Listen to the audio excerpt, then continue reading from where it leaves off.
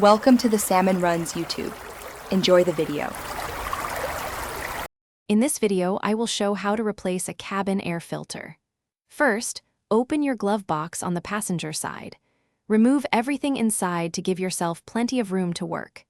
Next, you'll need to detach the small dampener arm on the right side. Then, gently push in on the sides of the glove box to release the two stopper tabs, allowing it to swing down further.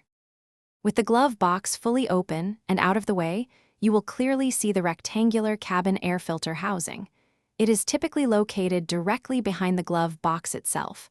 There are usually two small clips on either side of this cover. Carefully unclip these to release the housing cover. This action will then expose the old cabin air filter, making it ready for removal.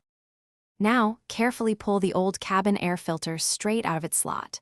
Take a moment to observe the airflow direction arrows on the old filter. This is crucial for proper installation of the new one. Then, insert your new filter, making sure the arrows on it point in the same direction as the old one, usually towards the rear of the vehicle. Finally, reattach the filter housing cover and snap the two clips back into place securely.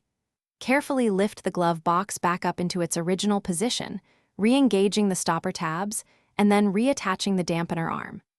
This simple maintenance task can significantly improve your vehicle's interior air quality and HVAC system efficiency. Remember to check the description for a link to some great socks and other helpful deals that you might find useful. Thanks for watching. Consider subscribing if we helped you.